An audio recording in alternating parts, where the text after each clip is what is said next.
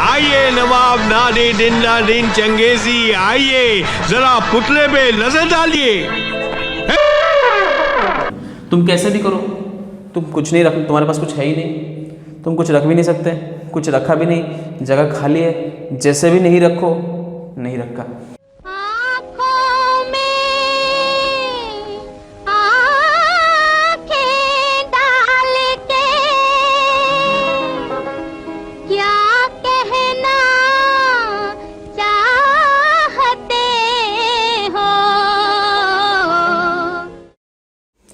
नमस्कार, welcome back guys.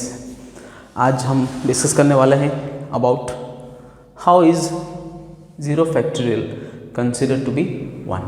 ठीक है, ये डिस्कस करेंगे हम। तो ये ज़ीरो फैक्टोरियल है क्या, पहले तो थोड़ा सा रिकैप कर लेते हैं, देख लेते हैं फैक्टोरियल आपको आता है कि नहीं।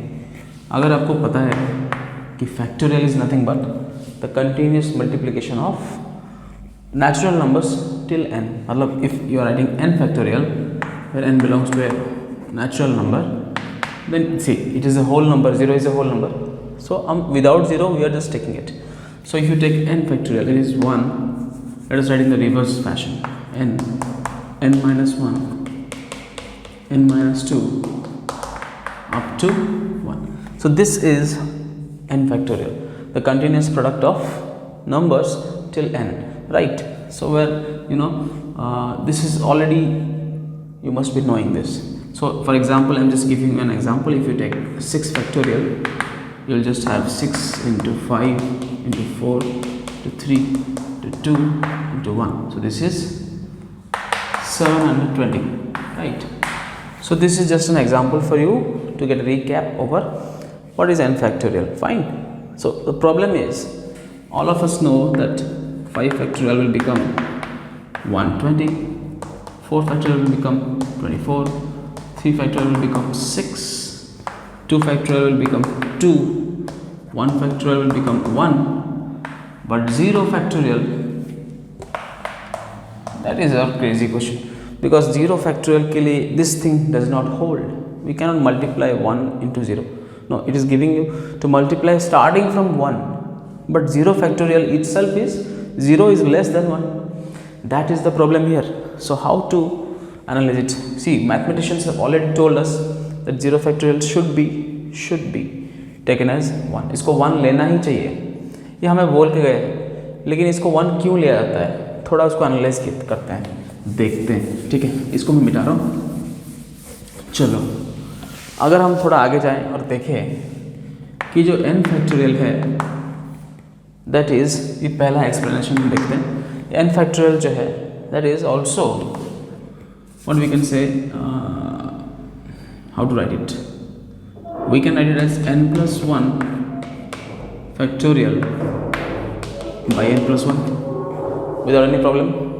n factorial is n plus 1 factorial by n plus 1, क्योंकि if you multiply n plus 1 factorial मतलब 1 into 2 into 3 into n into n plus 1, and if you divide it by n plus 1, they will cancel out each other, and only thing you are left with is 1 multiplied up to n, which is n factorial. So this is correct. So based on this, if you follow this, for suppose 6 factorial, you will get 7 factorial by 7, which is 6 factorial, correct? If you do 5 factorial, you will get 5 plus 1, 6 factorial by 6, which is 6. If you do 1 factorial, you will get 1 plus 1, which is 2 factorial by 2, which is 2. Everything is following similarly in this fashion. इस हिसाब से अगर हम 0 factorial निकालें तो 0 plus 1 factorial n plus 1, right? 0 plus 1 is 1 factorial divided by n plus 1, which is 1, हमें मिलेगा 1. So इस हिसाब से by this trend we can say 0 factorial 1 है. ये एक तरीका है उसको समझाने का. ठीक है, अभी इस हिसाब से तो हो गया, लेकिन अब बात ये है, थोड़ा कोई और दिशा से देखते हैं कि कैसे ये होता है. अब ये भी तुम्हें पता होना चाहिए, if you have read permutation combination, n factorial is also the number of ways in which you can arrange n different objects. in n places, right? So the number of ways in which you can arrange n different objects. Suppose, for example, let us write this.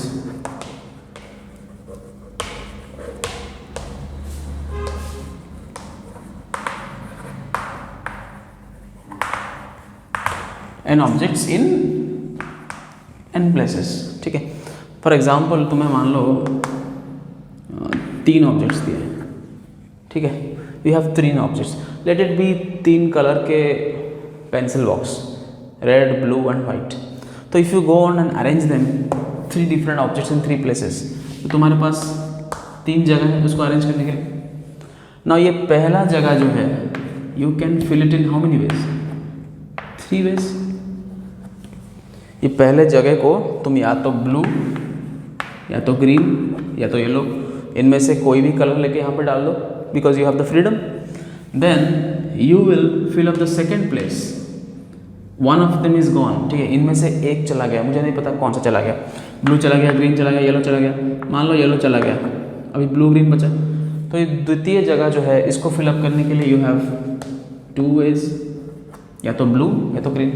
और last में जो बचा उसके लिए that is mandatory in 1 way.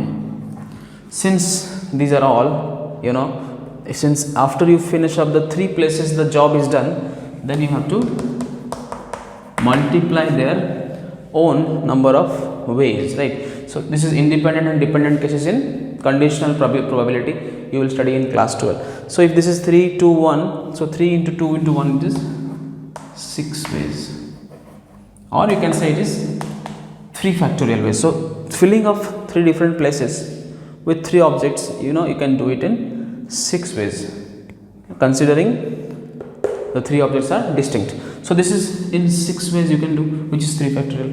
वैसे ही ये अगर ये तुम्हें देखना ही है कि ये तीनों जो चीज़ जाके यहाँ पे रुके और 3 फैक्टोरियल वेज में कैसे हुआ, तो उसको भी देख लेते हैं, ठीक है.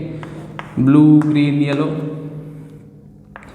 Green yellow blue, yellow blue green, ठीक है. और बहुत सारे ब्लू ग्रीन येलो लिखते हैं, उसके बाद ब्लू येलो ग्रीन लिखते हैं, ग्रीन येलो ब्लू लिख दिया, ग्रीन ब्लू येलो लिखते हैं, येलो ब्लू ग्रीन लिख दिया और येलो ग्रीन ब्लू लिख दिया. तो तुम ही देखो 1 2 3 4 5 6 डिफरेंट वेज में ये अरेंज हो सकता है, ठीक है. तो एन फैक्टोरियल का द्वितीय नाम क्या है? Arranging n different objects in n different places. So अगर ये सही है, जो कि है, ये से ही आया था फैक्टोरियल का जन्म. This is the origin of factorial. यहीं से फैक्टोरियल क्या है हमने डिवाइस किया था. तो अगर ये n factorial, this is the number of ways of arranging, then तो 3 फैक्टोरियल हमने देखा, 3 चीज़ों को अरेंज करने के लिए 6 तरीके मिले.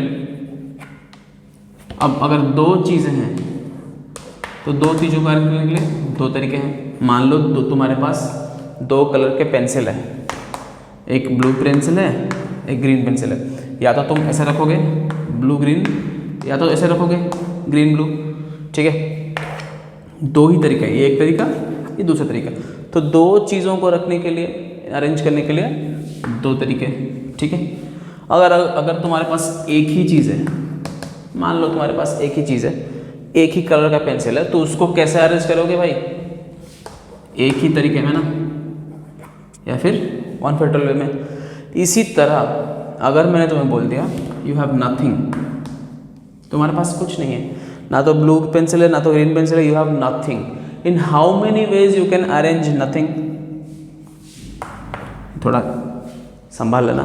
0 फैक्टोरियल वेज में you can arrange, which is same as 1. तुम खुद ही बताओ, तुम्हारे पास कुछ नहीं है तो कुछ नहीं को कितने वेज में अरेंज कर सकते हो? एक ही तरीके से.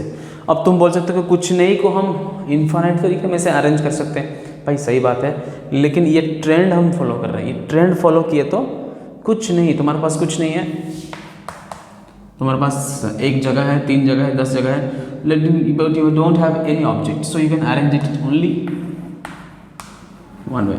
तुम कैसे भी करो, तुम कुछ नहीं रख, तुम्हारे पास कुछ है ही नहीं, तुम कुछ रख भी नहीं सकते, कुछ रखा भी नहीं, जगह खाली है, जैसे भी नहीं रखो, नहीं रखा. एक ही चीज़ है, एक ही तरीका है, कुछ है ही नहीं. सो इन दैट वे, ठीक है, get my point, in that way zero factorial is also 1, ठीक है। ये दूसरा तरीका है इसको समझने का, जीरो फैक्टोरियल 1 क्यों होता है। चलो देखते हैं, इसको थोड़ा एनालाइज करते हैं ग्राफ से। अगर हम इसी चीज़ का एक डिस्क्रीट ग्राफ बनाएं, like we are making the graph of n and n factorial, ये हमारा फंक्शन है f of n which is n factorial. तो हमें मिला क्या, like we got at 1 factorial में हमें 1 ही मिला, एट 2 फैक्टोरियल में हमें कितना मिला, 1 into 2 which is 2, 3 factorial somewhere higher 6, 4 factorial somewhere higher 24। so this graph is, आप इसको ज्वाइन तो नहीं कर सकते, एक पॉइंट यहाँ, एक पॉइंट यहाँ, एक पॉइंट यहाँ और दूसरा पॉइंट यहाँ, तो इसको देखो ये डिस्क्रीट है, इट हैज़, हमारे हिसाब से it has no value between 1 and 2, 1.1 का फैक्टोरियल हम नहीं निकालते हैं, सो दिस इज डिस्क्रीट हमारे हिसाब से। लेकिन अगर तुम इसको ज्वाइन करते हो, suppose you join it, you will tend at 0, your graph will be tending towards 1। so उस हिसाब से भी हम बोल सकते हैं कि जीरो फैक्टोरियल है कि 1 है। तो this is just a trend, right.